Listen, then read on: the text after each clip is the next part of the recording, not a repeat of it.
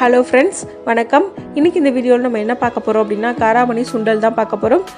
ரொம்ப ஈஸியான ரொம்பவே ஹெல்த்தியான ஒரு ஸ்நாக்ஸ் ரெசிபி. இது டேஸ்ட்டும் ரொம்பவே நல்லாயிருக்கும். ரொம்ப ஈஸியாகவும் செஞ்சிடலாம். வாங்க இது எப்படி செய்யுதுன்னு வீடியோவில் பார்க்கலாம். அதுக்கு நான் இன்றைக்கி ஒரு 200 கிராம் அளவுக்கு காராமணி எடுத்திருக்கேன். அதை நல்லா கழுவிட்டு தண்ணி ஊற்றி ஊற வச்சுக்கலாம். குறைஞ்சது 4லேருந்து 5 மணி நேரம் போல் ஊற வச்சுக்கோங்க. இப்போ 5 மணி நேரம் நல்லா ஊறினதுக்கப்புறமா குக்கரில் ஆட் பண்ணிக்கலாம். ஊற வச்சு தண்ணியோடு சேர்த்து ஆட் பண்ணிக்கோங்க. இப்போ அது கூட இன்னும் கொஞ்சம் தண்ணி ஊற்றிக்கலாம்.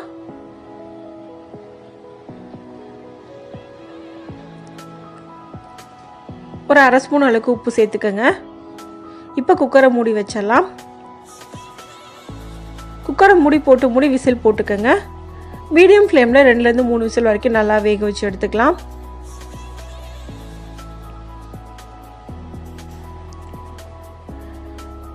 இப்போ எனக்கு 3 விசில் வந்துருச்சு. நான் அடுப்பு ஆஃப் பண்ணிடுறேன். ப்ரெஷர் ஃபுல்லாக போனதுக்கு அப்புறமா நம்ம ஓப்பன் பண்ணி பார்க்கலாம். கை வச்சு அழுத்தி பார்த்தீங்க அப்படின்னா இந்த அளவுக்கு நல்லா வெந்திருக்கணும். இந்த அளவுக்கு நல்லா குக் பண்ணி எடுத்துக்கோங்க. இப்போ இந்த தண்ணி எல்லாத்தையும் வடித்து நம்ம தனியாக எடுத்து வச்சிடலாம். தண்ணி எல்லாத்தையும் நல்லா வடித்து எடுத்துருங்க. அடுத்து இது தாளிக்கிறதுக்காக நான் ஒரு பெரிய வெங்காயம், 2 பச்சை மிளகாய், கொஞ்சமாக கருவேப்பிலை எடுத்து வச்சுருக்கேன். அடுத்து நம்ம ஒரு பேன் வச்சுக்கலாம். 2 ஸ்பூன் எண்ணெய் ஊற்றிக்கங்க. எண்ணெய் ஹீட் ஆனதுக்கப்புறமா 1/2 ஸ்பூன் கடுகு. கடுகு லைட்டாக வெடிக்க ஆரம்பிச்சதுக்கப்புறமா 1/2 ஸ்பூன் உளுந்தம்பருப்பு, 1/4 ஸ்பூன் அளவுக்கு சீரகம் ஆட் பண்ணிக்கோங்க. இது 3 நல்லா ஃப்ரை ஆனதுக்கப்புறமா கொஞ்சமாக பெருங்காயத்தூள் ஆட் பண்ணிக்கோங்க. ஒரு 1/4 ஸ்பூன் அளவுக்கு போட்டால் போதும். எல்லாத்தையும் சேர்த்து நல்லா ஃப்ரை பண்ணிக்கலாம். இப்போ எல்லாமே நல்லா ஃப்ரை ஆயிடுச்சு.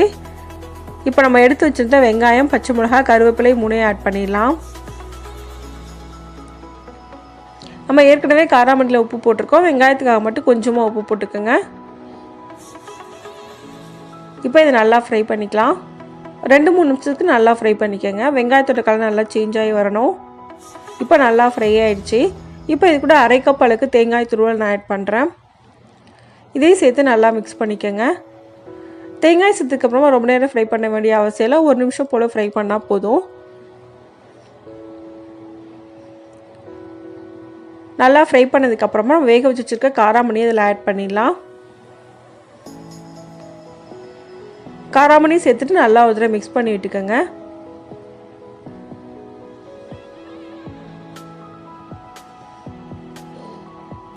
தேங்காய், பச்சை மிளகாய் எல்லாம் நல்லா மிக்ஸ் ஆகணும். அந்தளவுக்கு மிக்ஸ் பண்ணிக்கோங்க. ஃபைனலாக கொஞ்சமாக கொத்தமல்லி இலையை நான் ஆட் பண்ணுறேன். கொத்தமல்லி இலையை ஆட் பண்ணதுக்கப்புறமா நல்லா மிக்ஸ் பண்ணி விட்டுட்டு நம்ம அடுப்பை ஆஃப் பண்ணிடலாம். இப்போ நமக்கு ரொம்ப ஈஸியான ரொம்பவே ஹெல்த்தியான காராமணி சுண்டல் ரெடி ஆயிடுச்சு. இந்த ரெசிபி இதே மெத்தடில் நீங்களும் செஞ்சு பாருங்கள்.